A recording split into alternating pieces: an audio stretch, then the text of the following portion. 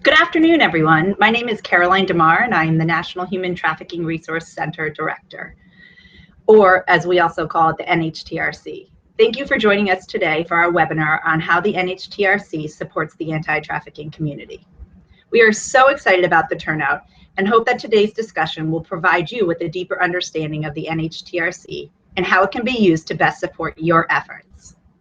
Our hope is that you will take what you learned today and apply it to your everyday work and share this knowledge with your colleagues so that together we can elevate our response to cases of human trafficking nationwide.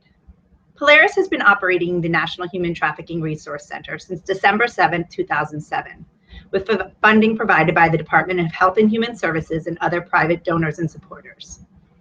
The NHTRC is a national 24-hour anti-trafficking hotline and resource center serving the United States and the U.S. territories. We are not a government entity, law enforcement agency, or a direct service provider. However, we do work very closely with these partners in order to support individual victims and survivors of trafficking and the anti-trafficking field. Now I'd like to introduce you all to your presenter today. Jenna Novak is our regional specialist at Polaris, who covers the western and southeastern parts of the United States. In her role, Jenna has provided trainings and consultations to a variety of audiences, including federal and local law enforcement, service providers, judges, prosecutors, child welfare entities, juvenile justice agencies, healthcare professionals, and larger task force and coalitions. She has worked with the state's attorneys general's offices to implement statewide human trafficking training and develop tailored materials and protocols in order to enhance states' human trafficking responses. Jenna also specializes in the intersections of domestic violence and sexual assault and human trafficking and hotline operations and trafficking in tribal communities. We are very lucky to have Jenna on our team and to have her hosting today's webinar. It is my pleasure to introduce you all to Jenna.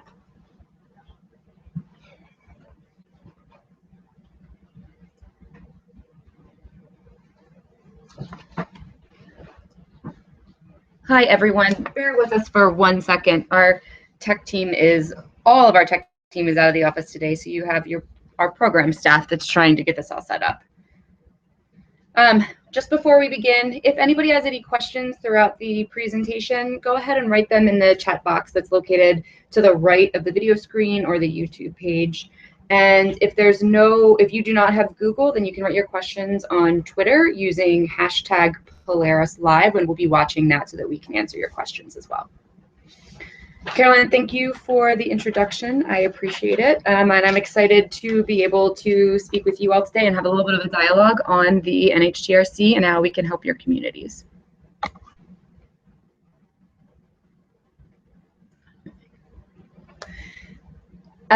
So I want to start off by painting a picture of what the reality is of human trafficking that we all know, we've all come to know for years.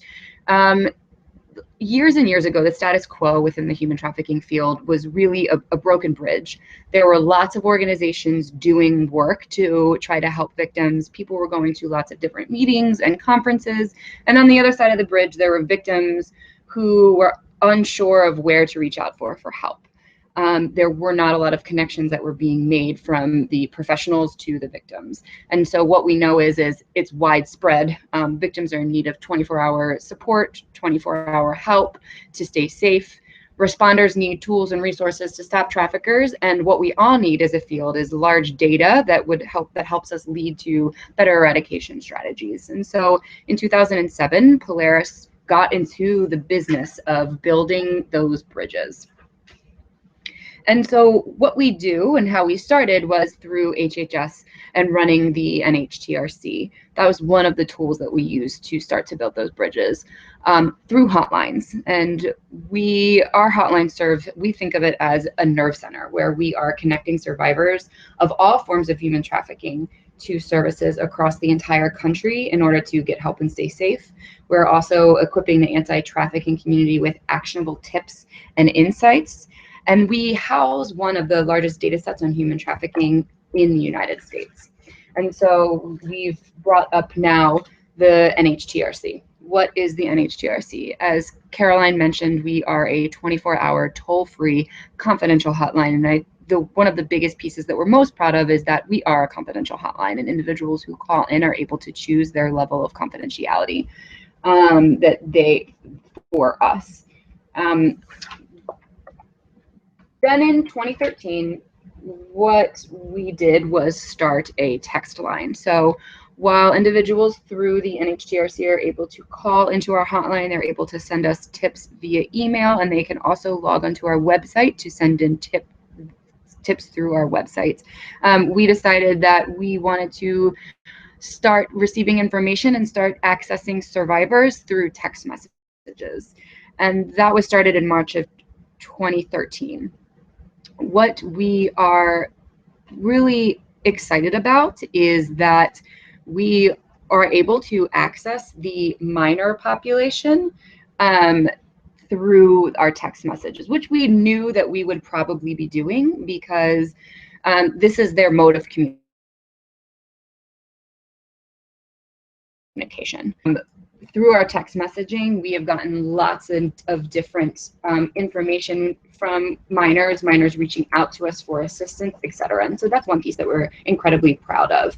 The other piece that we're incredibly proud of is that we have been able to do a lot of different extractions with our law enforcement partners through our text messaging feature. And that's because victims don't need to talk about their situation out loud. So it's safer for them to reach out to us. And there's less shame in other people hearing what they're talking about when they're reaching out to us. So through our text messaging feature, we've had lots of people reaching out still in their situations, looking for help, getting out of their situations in the moment. And so we have been able to simultaneously continue to communicate with the victims and survivors via text while also speaking to our law enforcement officers and pass information back and forth so that law enforcement can safely get victims out of their situation.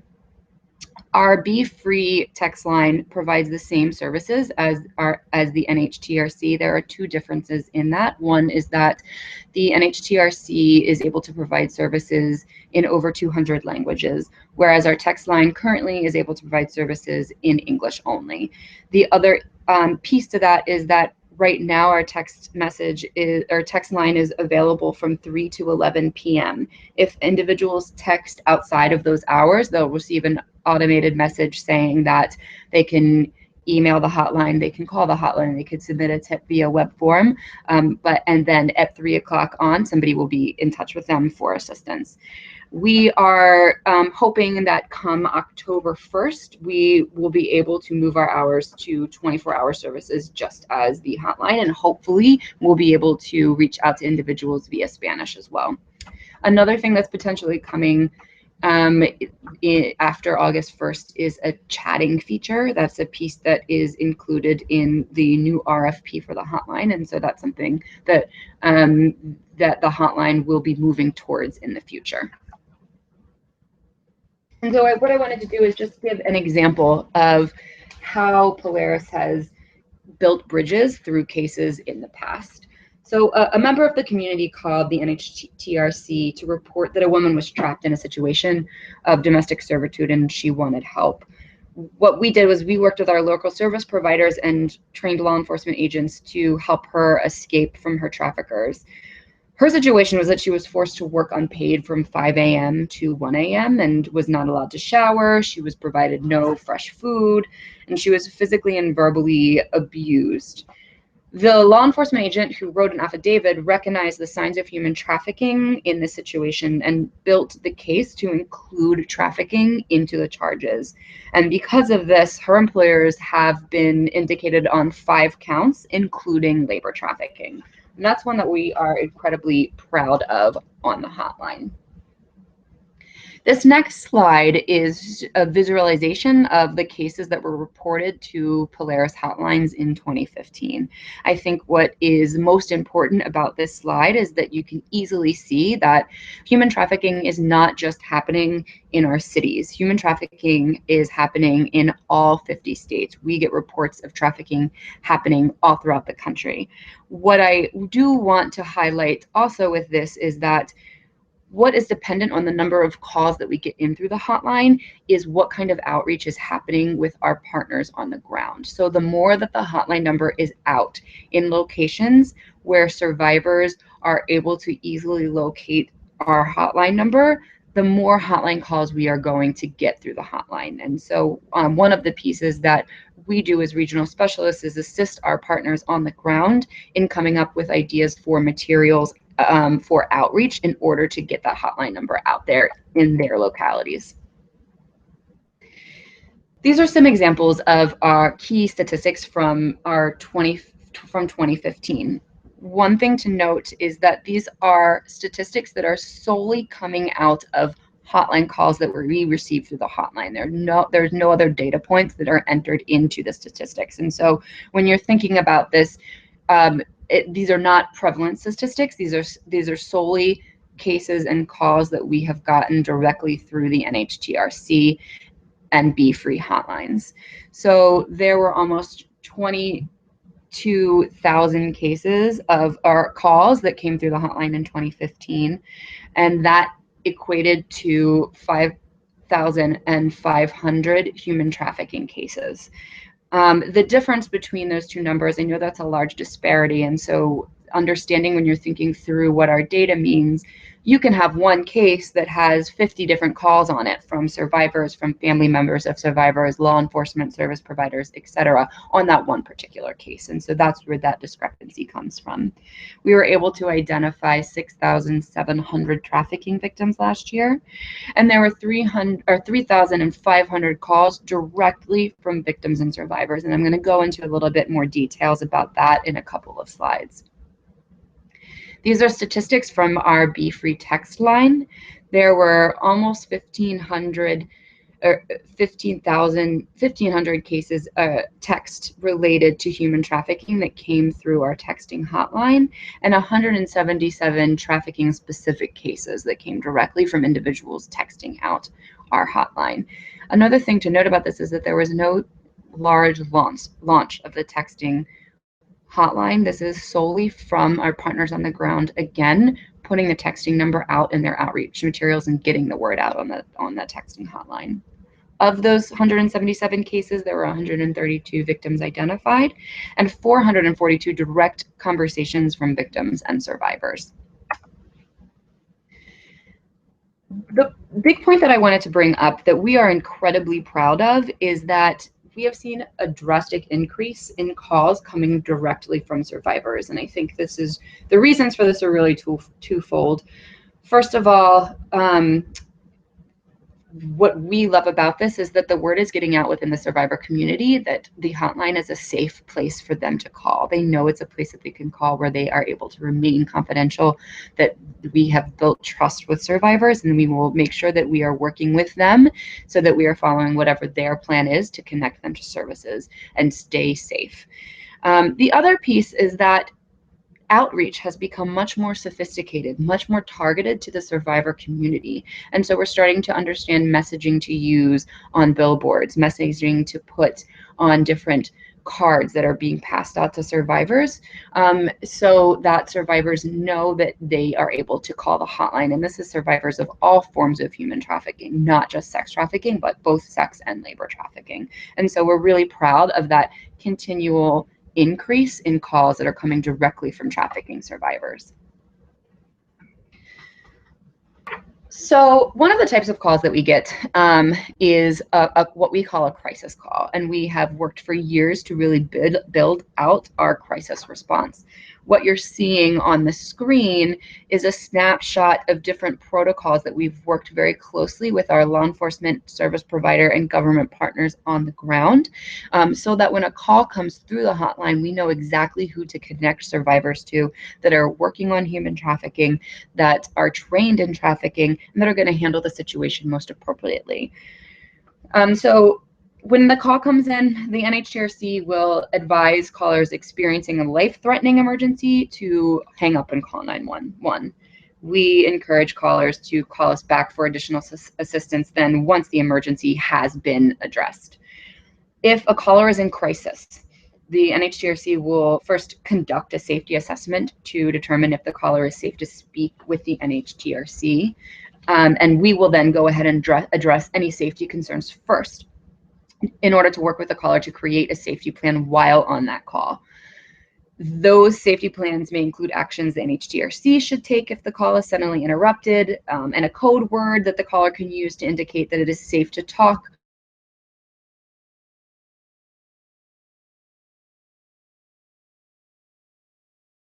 Once the caller to assess his or her immediate needs and explore what crisis options are available in that caller's area. If the caller is unsure where he or she is, the hotline advocate will ask questions about any landmarks, any street names. We have had callers look through mail in a home or look through notepads in hotel rooms in order to try to identify where exactly that they are. Crisis cases are prioritized on the hotline all of the time, and that crisis response is immediately initiated.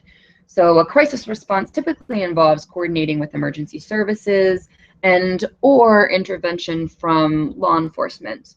It occurs while the call is still in progress often, or within a few minutes of ending that call, depending on what the caller is interested in and the safety of that caller. Crisis cases often involve ongoing follow-up as well between the NHTRC and the victim, as well as local service providers and law enforcement, so that we can assure that the crisis needs have been met, and in many cases, to make referrals for long-term assistance. We have worked really hard to build a network of trained service providers and law enforcement partners. And some of those next steps may include safety planning, long-term safety planning and support, creating a more thorough follow-up plan, and connecting with services in related fields if anti-trafficking services are not available in that area. Another big piece is that we get callers who may be out of their situation, who are looking to connect to services, maybe loved ones of victims who are looking to get connected to services. Also, we have a database of training and technical assistance and volunteer opportunities as well. And as we all know, victims and survivors of human trafficking have really diverse service needs. And our hotline advocates work with the caller to conduct those needs assessments and to identify options in his or her area. Anti-trafficking services, as we all know, vary city by city, state by state. Some organizations have eligibility requirements and may not be equipped to serve all types of survivors, so minors, adults, labor trafficking survivors, sex trafficking survivors, US citizens, or foreign nationals. The survivor does not need to provide detailed information about his or her situation. And I think that's incredibly important messaging for you all when you are working with victims and survivors, that we are not going to get on the phone and ask really detailed information about their situation.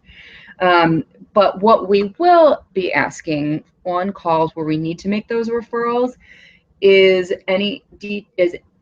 information about basic demographic questions such as age, gender, nationality, immigration status, locations where services are needed, etc. We may also ask the survivor to share basic information about his or her trafficking situation and ask if the caller has any special needs or preferences that we should be considering when we are seeking services for the individual.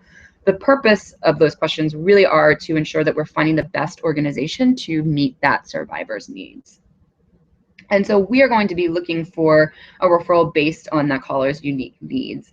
And what we've done since 2007 is developed a robust international database of service providers, law enforcement, government agencies, task forces, coalitions, etc., as well as individuals and collaborative entities working to combat human trafficking. Our database at this point contains over 3,200 unique records, so unique organizations who are accessible to NHTRC. We also have an external database that I'll go over a little bit later that you are able to log onto and access through our website if you are looking for a really quick answer of what trafficking specific organizations are in your area. So once we have an appropriate service referral located, hotline advocates will share contact information with the caller that will share all of that information, and we try as best as possible to do a warm transfer to that organization. If the survivor chooses to not do a warm transfer, maybe they want to give the organization a call at a later date, then we'll provide all of the information about services that are provided directly to that caller. For urgent service needs, such as emergency shelter or access to a victim advocate, we have emergency referral protocols in place, which is that snapshot that I had showed you on the previous slide. And we will work with local service providers to secure assistance for the victim or survivor of human trafficking. In some cases, staff may contact a designated service provider in a particular agency through their cell phone that is specific to hotline advocates on the NHTRC where we can reach out to. But we also connect the caller directly to the service provider within the organization or via conference call. Sometimes we will reach out to multiple shelters to establish where there is a safe space currently available, so that callers do not have to go through the process themselves of calling out to multiple organizations, providing their information, sometimes providing a little bit about their situation, only to be told at the end of the call that they don't have room in their shelter. So we will do a lot of that legwork for survivors so that they're not going through all of that themselves. If for whatever reason, or for a multitude of reasons, as we all know, there is no anti-trafficking services available, we connect callers with referrals through allied fields such as domestic violence, sexual assault, runaway and homeless youth, immigration services, and sometimes homeless shelters. So this is an example of our public database, and on the previous slide, there is a link to the public database so that you can easily get to our directory. And what we have in our directory are organizations that are trafficking specific, or organizations that are the lead organization providing trafficking services in their locality. Again, this has many, many less organizations on our public database as we have on our private database. When we say private database, anybody is able to call into the hotline to access more of the of the resources that we have available specifically for the NHTRC. Individuals may choose to remain private and not have their information on the referral directory for several reasons. Some organizations are nervous about having their information on there so that they believe that they may see a high increase in calls. We have not seen that by any means, but those are some of the reasons that individuals choose to just be in our internal database instead of our public directory. So the link that I was on the previous slide is how you can go and apply to be in the public directory.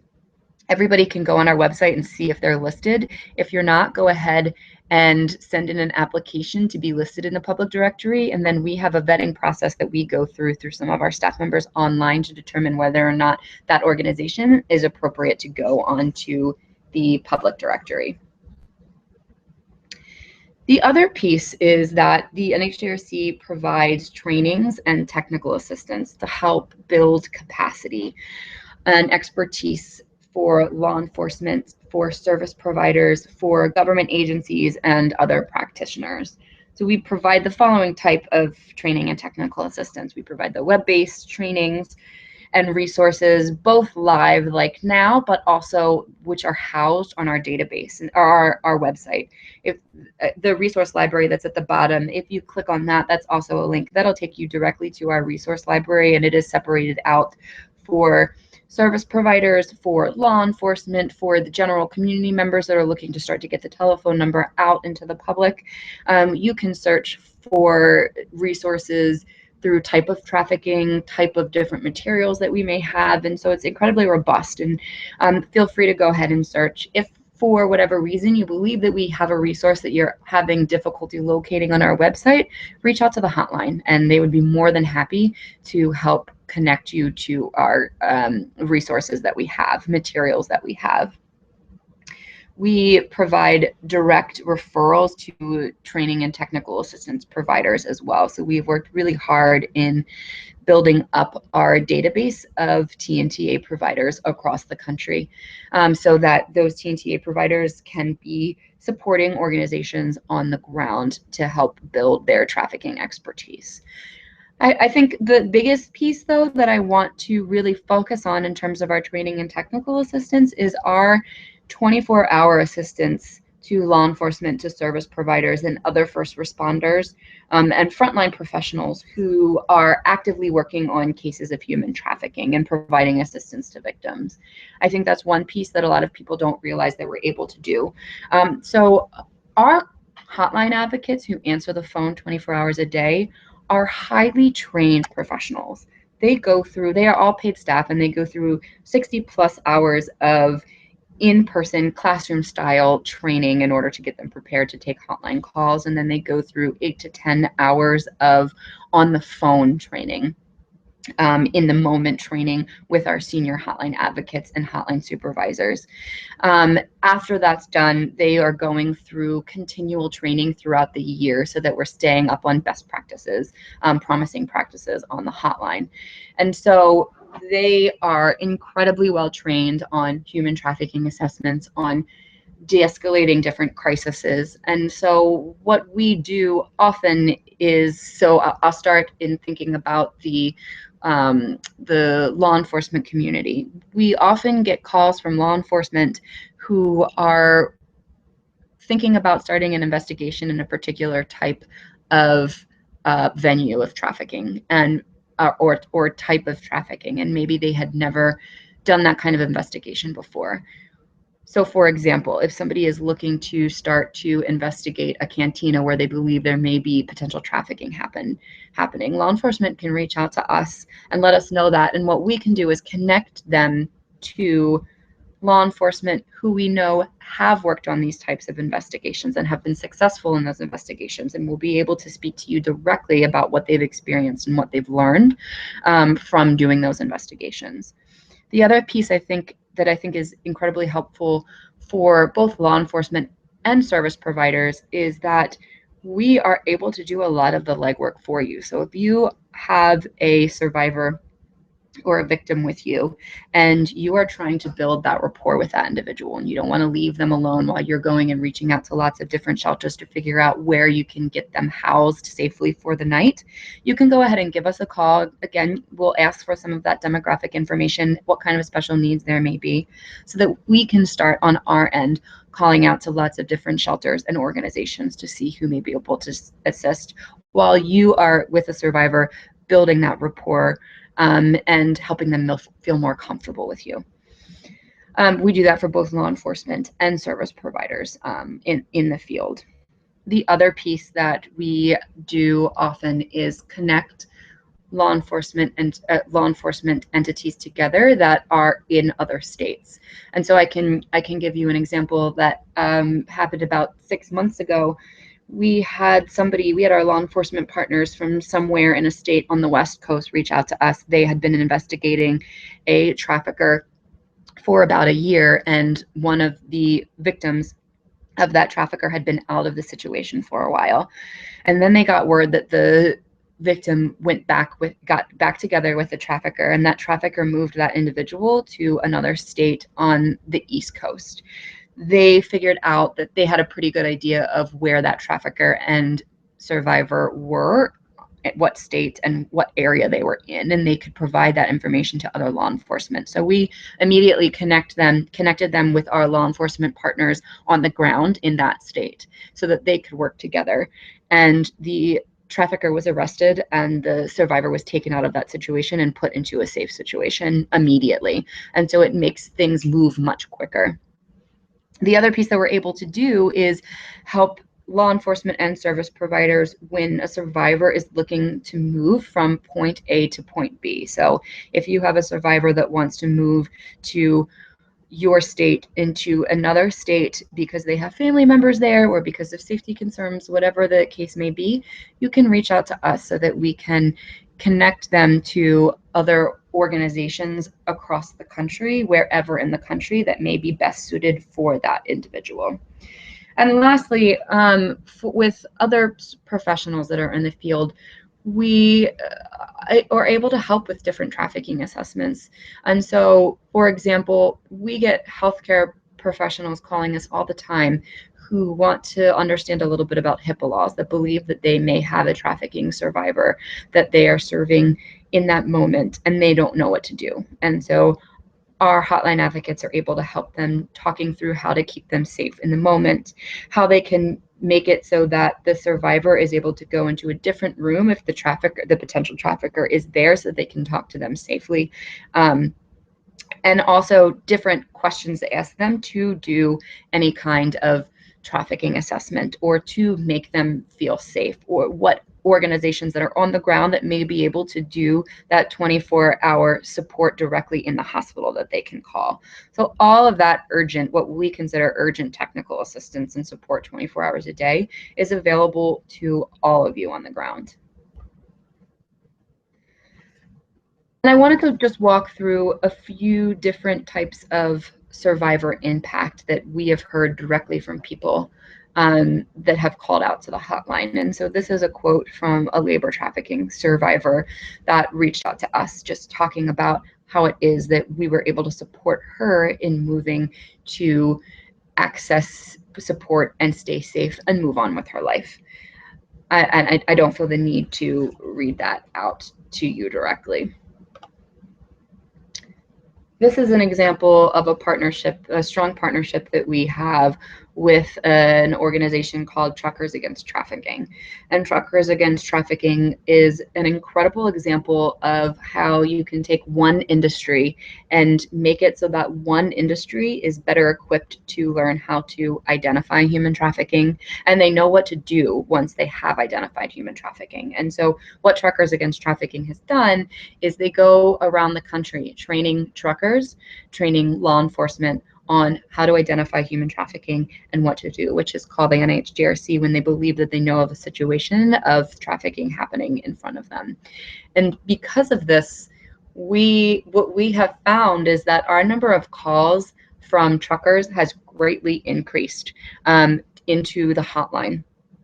And truckers are actually some of the best people that are providing us tips because Truckers Against Trafficking has gone out there and training. They know the exact information that we're going to be asking for. They know the exact information that they can provide.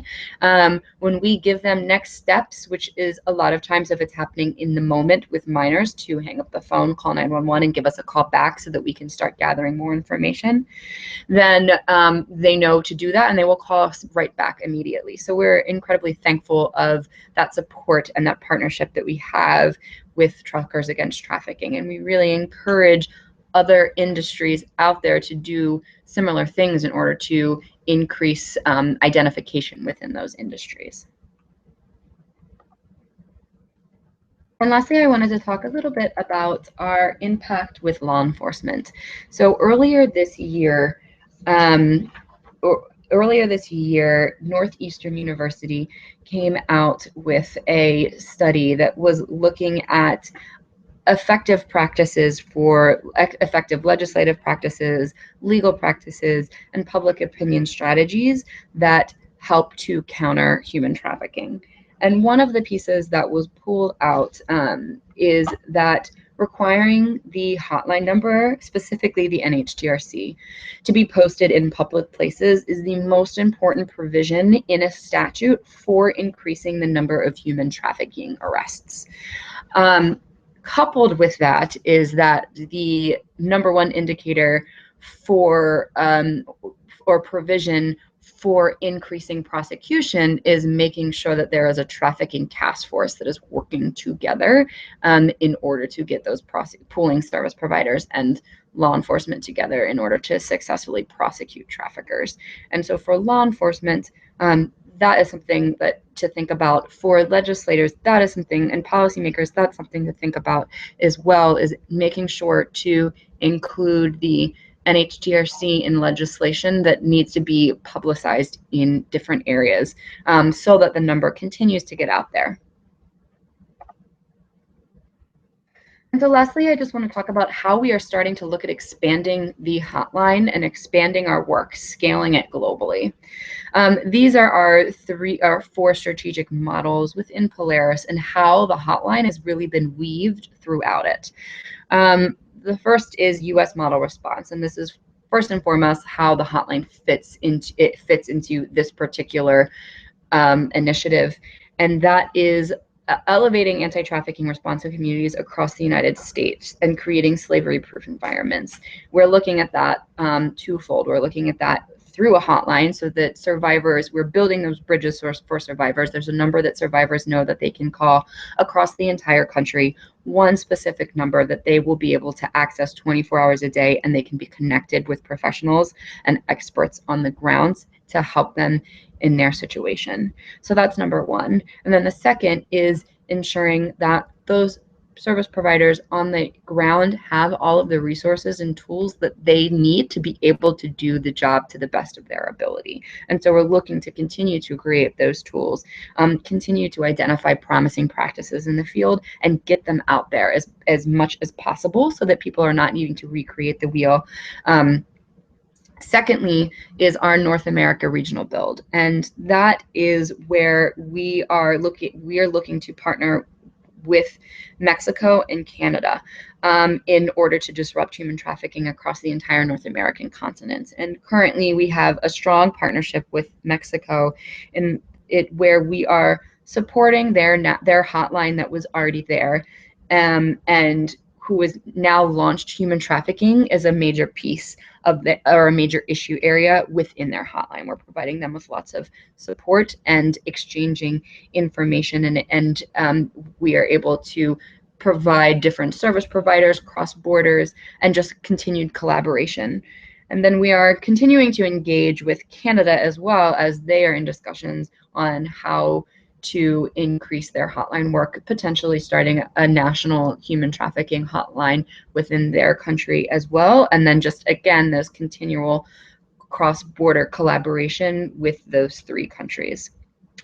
Lastly, what we have done is we have started to take our data through the NHTRC and really take a snapshot or take a look at all of the different types of trafficking that are coming through the hotline to understand what is happening. And so we are not looking at human trafficking as a whole and thinking that there can be one size fits all solution to eradicating all of human trafficking. What we are looking at is all of the nitty gritty within every single kind of trafficking scenario and what we can do to strategically start to chip away at that type of trafficking. And we've landed on two specific types of trafficking that we're working on. The first is sex trafficking from Mexico, where we are looking to collaborate with service providers to create a much more robust victim response and start to raise awareness both in Mexico and the United States to prevent future trafficking. Secondly, our illicit massage business initiative, we're looking to dismantle the trafficking networks within illicit massage businesses that exploit women, and that's a much more law enforcement or prosecutorial piece to that. And so we're looking to partner with organizations and prosecutors on the ground so that we can start to share strategies that have been working, as well as build a strong safety net for survivors on the ground. So we're starting to collaborate with service providers as well to understand what they're seeing so that we can make it so that they're prepared to handle those types of cases when they do come through. Lastly, we have the global modern day slavery, which is very similar to our national directory that I talked about earlier. The global modern slavery directory is a central and publicly accessible database of organizations from around the world that work on the issue of human trafficking and forced labor, as well as organizations that focus on related issues, just like our database, such as child protection or domestic violence, but they are also able to serve human trafficking victims. So the purpose of the global modern slavery directory is to create a tool that anyone globally can use to locate resources for victims of trafficking and exploitation in any part of the world, as well as provide a visualization of the global safety net so that stakeholders can start to observe where gaps are in services for these vulnerable populations, and we can start building up those gaps and making it so that that safety net is just continuing to grow. And so I just got a wave from my partner that we have a number of different questions that are on that are coming through. So I want to make sure that I get to address all of those questions directly with you all, and please continue to send in your questions. So the first one is, if somebody calls into the hotline with the number of the victim, will the NHTRC initiate texting on the texting hotline? That is an excellent question. And I will answer it both with texting as well as with the NHTRC. We do not actively or proactively reach out to any victims or survivors for a number of reasons. But first and foremost, that reason is because of safety.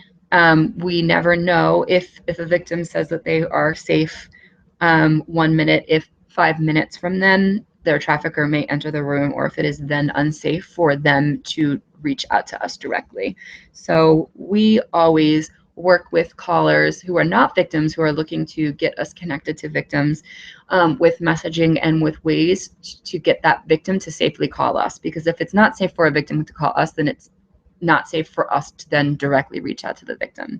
And so we will work with that caller to think through how we can get a victim to call, when it is safest for a victim to call, ways that they are able to have, again, those code words, so that when a victim calls and that code word or a code phrase pops up, we know exactly what to do for that individual. So we are not going to be proactively reaching out via text or via phone call to anyone because of safety reasons.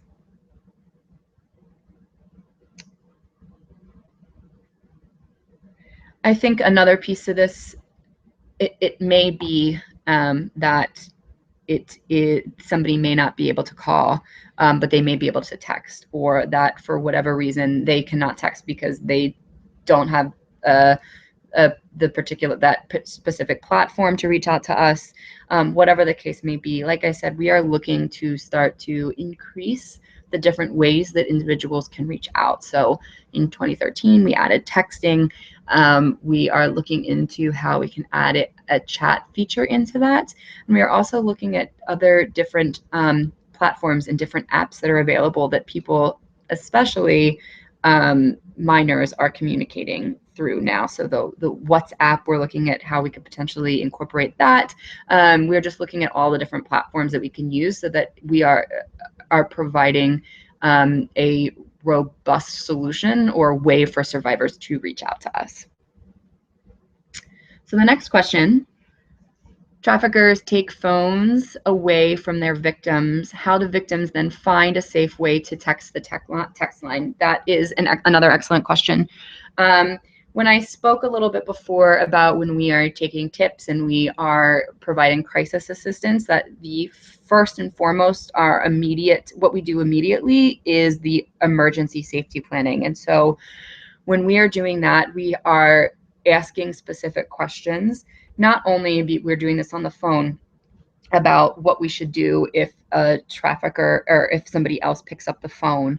Do you want us to hang up? Do you want us to right away? Do you want us to act like we are Verizon or we are setting a haircutting appointment, something along those lines?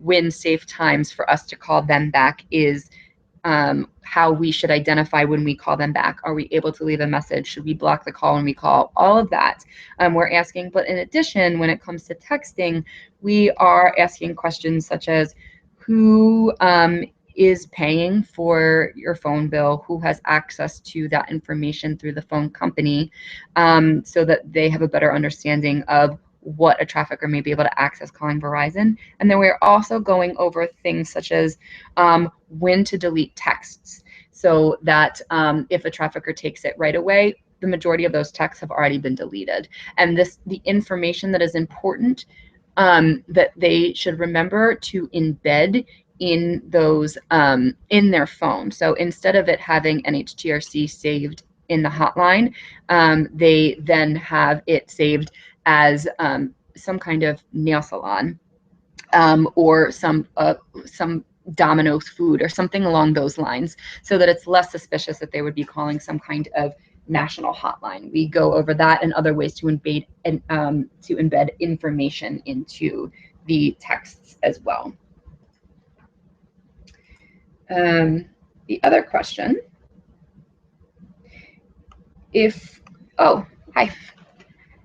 callers can be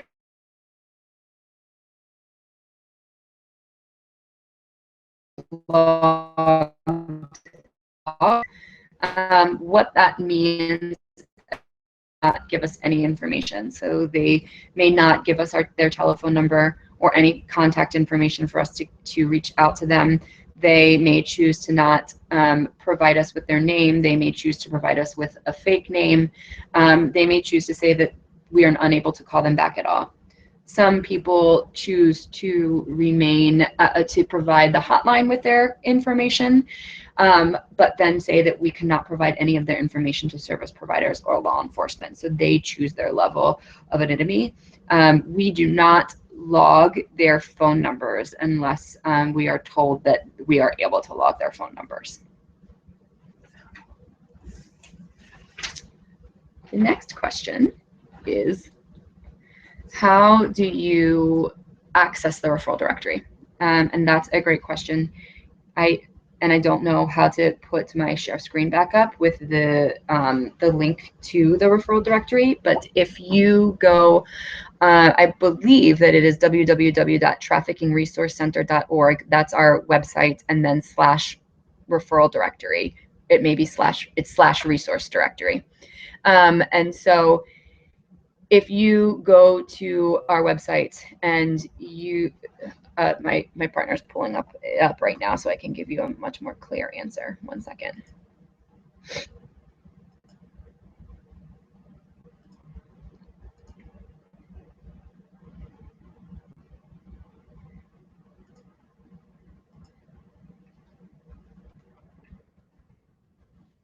Oh, I can give you a live demonstration. Great.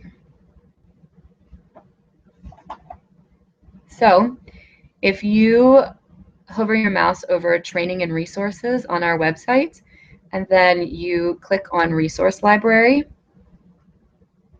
I'm sorry, and you click on referral directory, it is going to pull up that map of the screenshot that I had shown on the PowerPoint. And so people are able to access service providers in a number of different ways. You can access them depending on the demographic information of the survivor that you're serving. So if you are looking for services for a trans female who is a US citizen and is 17 years old, then you are able to input all of that information, and all of the services across the country will be pulled up for that. You can look at it for different types of services. So you can look at different shelter options. You can look at different options for legal services. You can look at different case management options. You can separate it through that as well. You can also separate through specialized competency. So if the individual is able to serve LGBTQ individuals or individuals with disabilities, that pulls up too. And the other piece is that you can enter a specific either area code or state or city, and it will pull up all of the providers in that area code or whatever geographical location you have looked to provide. So that's how you can access the database if you're looking for services for the survivor that you're working with. The other piece is that, again, you can call our hotline 24 hours a day for a more robust directory of services that our our hotline advocates can provide to you at any time. In order to get your organization listed in the referral directories so that it is public, if you even if you want to have it private and just in our internal database, this is the same page that you would go to, and you would click on National Human Trafficking Directory Guidelines, and that is going to pull up all of the information, all of the directions, a little bit of what our vetting process is, and then by clicking on this link here, then you will be able to go ahead and input that information into the system so that we see it and we're able to do that vetting. So is this us? We are currently, or somebody else's? So we are currently apparently having technical difficulties with the directory. I guess that happens when your tech team is out, and it's just with the map loading. And so we right now can't get our tech team to fix it, but the individual who is working on the directory is working right at the moment to fix that. And so you'll be able to play around with it a bit easier, hopefully a little bit later in the day. The next question, okay,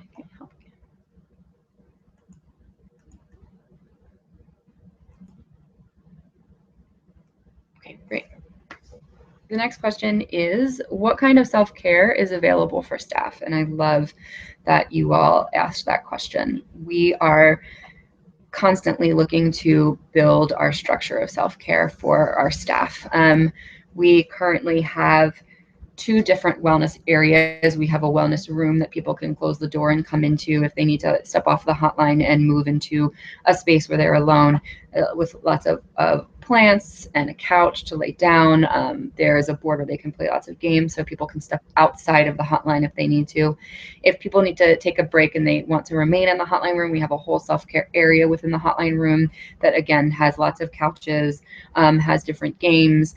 It has different stress coloring books, different art that they can do, magazines that they can read through. We have hotline supervisors who are available 24 hours a day for support from 8 a.m. until midnight. They are in the room helping with any kind of debriefs that or hotline advocates need for calls. They can pull them out of the hotline room if need be. They're monitoring their wellness in the moment. And then overnight, they're available on call that hotline advocates are able to reach out to for support. In addition to that, we have monthly group therapy sessions that people are able to opt into to talk about what they're feeling, what emotions that they may have, and that they can start working on together.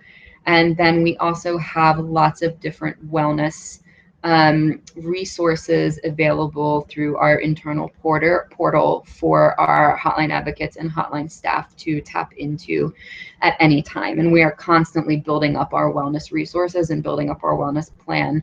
And so if there are, whomever asked that question or anybody else that's sitting in on the call, if you have other ideas for wellness, or if your organization has other wellness plans, we would absolutely love to share resources with you. We're always looking out for the well-being of our staff.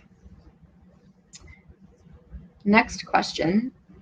Can you describe the difference between calling NickNick versus the NHTRC for first responders? Yes. The difference is there are a few differences. NickNick responds to cases of exploitation with minors only. So lots of different types of exploitation, not just trafficking, only with minors.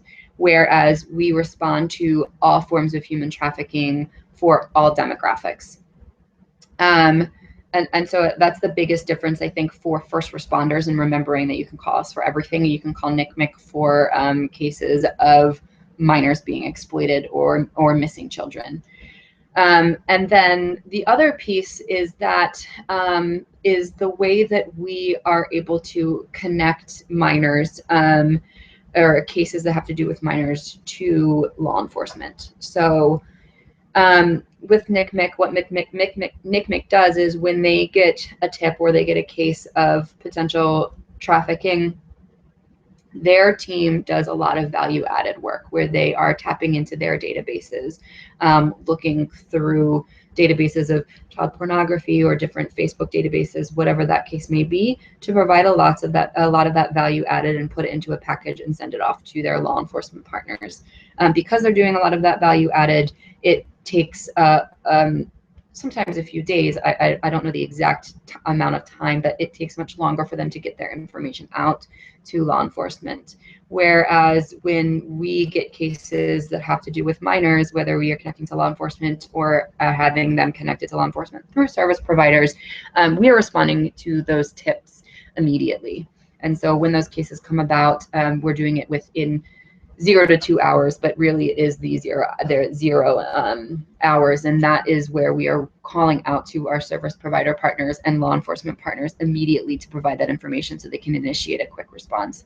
We get some law enforcement say that they prefer NickNick value added, and some that say that they prefer NHTRC immediate tips.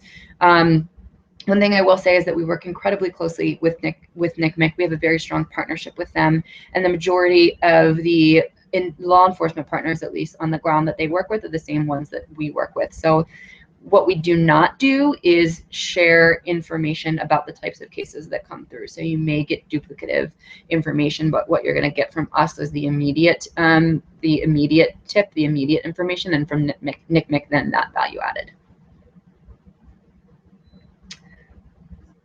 Next question. If law enforcement agency or prosecutor's office calls in a tip or calls in info, are they able to call back and get an update on any sort of action that has been taken to work with that victim? The answer is yes and no. If we got information about a survivor and that survivor said that they didn't want any information shared with law enforcement or prosecutors or service providers, then we very much stick to what the survivor asks. And every single call that we get, we ask, are we able to provide your information to law enforcement, provide your information to service providers, and then we will follow strictly what that survivor tells us. When an individual says that, yes, we are able to provide information to law enforcement or a prosecutor's office, then that is when we are more than happy to provide an update on what has happened in that particular case. Is there another question?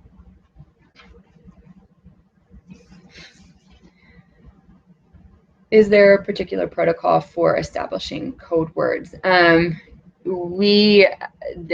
is, and it's internal to the hotline, but generally what we are doing is we are asking survivors, especially survivors that are currently in their situation, or there is danger that they tell us that they are thinking about going back into their situation, or their trafficker can easily access them. They're easily accessible to their trafficker. Then we will ask if they want to set up that code word. And we talk about, there are different kinds of code words or code phrases or different ways that we use it. And so the first one may be where a caller reaches out to us and they want to speak to the hotline about furthering their safety plan or moving into another shelter, whatever the case may be. Before we move forward, before we even acknowledge that we know who they are, we ask if they have a particular code word. If they're able to provide that code word, then we know it's them and we can move forward with assisting them. If they don't have their code word and that is listed within their case, then we will not confirm that we know that individual, and no further call, nothing else will happen further within that call.